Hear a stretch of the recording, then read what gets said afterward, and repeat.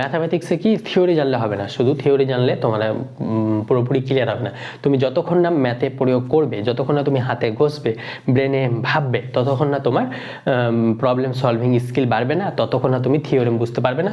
এই যে এটা বলে দিলাম মানে তুমি মনে রেখে দিলে এরকম হবে না। তোমাকে এই টাইপের অঙ্ক কিছু করে দেখবে, তারপরে তুমি এই ব্যাপারটা বুঝবে কি বলছে।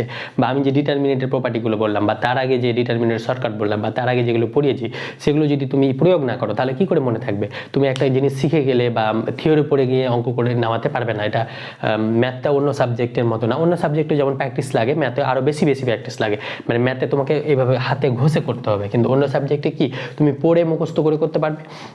কিন্তু এখানে তো পড়ে মুখস্থ করে ব্যাপার না। যতক্ষণ না তুমি হাত ঘষবে না, যতক্ষণ না তুমি প্র্যাকটিক্যালি করবে না, খাতায় ঘষবে না, মানে খাতা নষ্ট করবে না, পেনের খালি নষ্ট করবে না, ততক্ষণ পর্যন্ত তোমার কোনো কিছুই মাথায় ঢুকবে না। বা কোনো কিছু যদি থিওরিতেও গন্ডগোল থাকে তাহলে সেটাও ক্লিয়ার হয়ে যাবে ম্যাথ করতে গিয়ে।